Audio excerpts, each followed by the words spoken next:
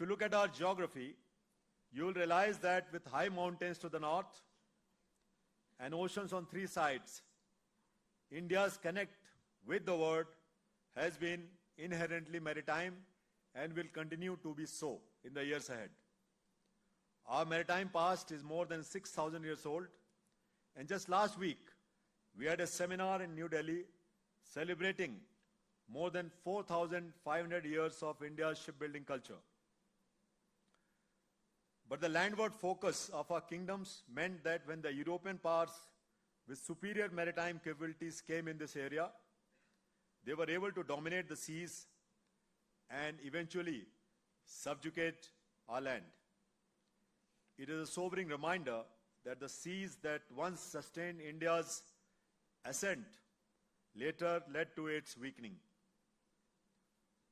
Lincoln Payne, an author, in his book, The Sea and Civilization, emphasizes that over thousands of years, the volumes of sea trade grew from nothing to more than 2.6 billion tons per year in 1970.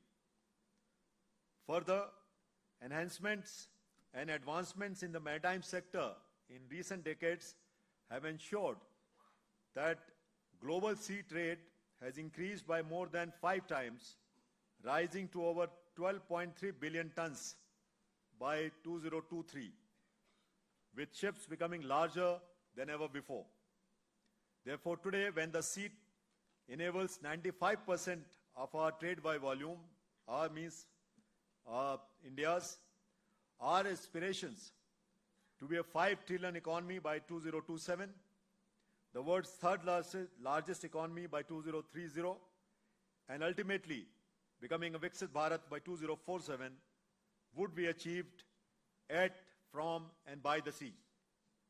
So if the maritime domain is so important, it is only pragmatic that we view it through the lens of resources, rewards, and risks. Let us begin with our maritime resources, where India is endowed with an exceptionally favorable maritime position.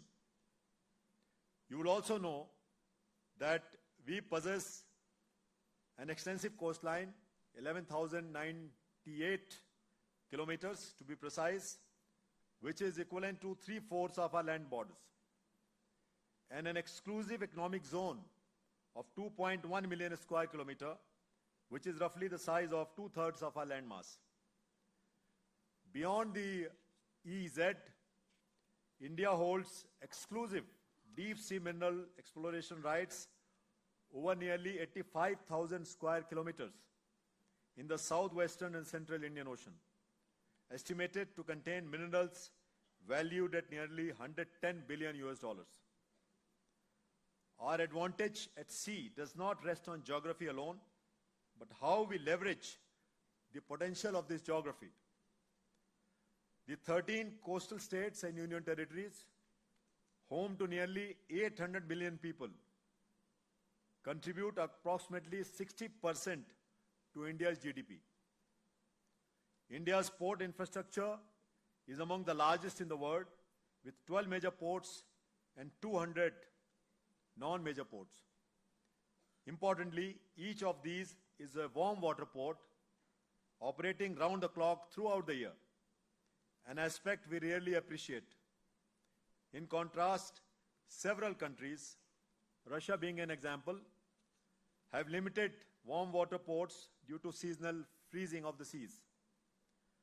With over 3 lakh seafarers, India is among the top 3 global suppliers of trained seafarers, and we aim to become the number 1 with the kind of expertise, experience, and the population which we have got.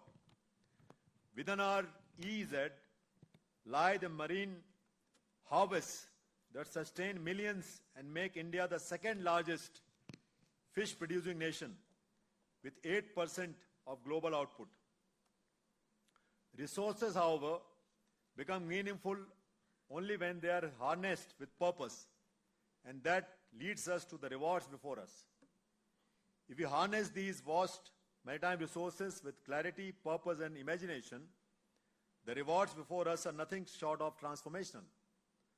Rewards that can elevate our economy, strengthen our strategic capability, and accelerate India's journey to becoming a Viksit Bharat. Let me highlight some opportunities. To start with shipbuilding, the engine of industrial power. Across history, national economic success has often marched in step with shipbuilding strength.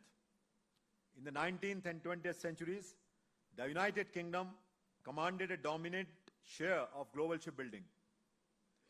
After the Second World War, Japan rose to the top. By the late 20th century, South Korea, which is just 1/13 the size of India, overtook Japan and became a global leader in shipbuilding. And in the 21st century, where we live in, China mirrored these developments and established overwhelming leadership in global ship orders and production. The lesson is unmistakable. A nation that leads in shipbuilding strengthens its economy across multiple sectors. Our Honorable Prime Minister recently underscored this fact when he said, what shipbuilding is, that shipbuilding is the mother of all industries because it drives the growth of multiple allied sectors. Accordingly, our national leadership has rightly set an ambitious target to replace India among the top 5 global shipbuilders and to become a global leader in ship recycling by 2047. Next comes the expanding blue economy. Gradually and globally, the economy is valued at 1.5 to 2 trillion US dollars and is projected to reach 3 trillion by 2030. India's potential in this space is immense. The Deep Ocean Mission and the Blue Economy White Paper of the Government of India envision a 100 billion ocean economy for India built on sustainable resources, enhanced exploration, and advanced marine technologies.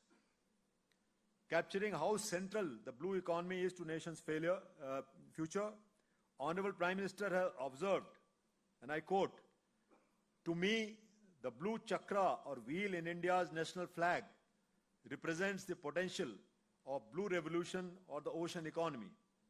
That is how central the ocean economy is to us," unquote. If you like the video, do like, comment, share and subscribe.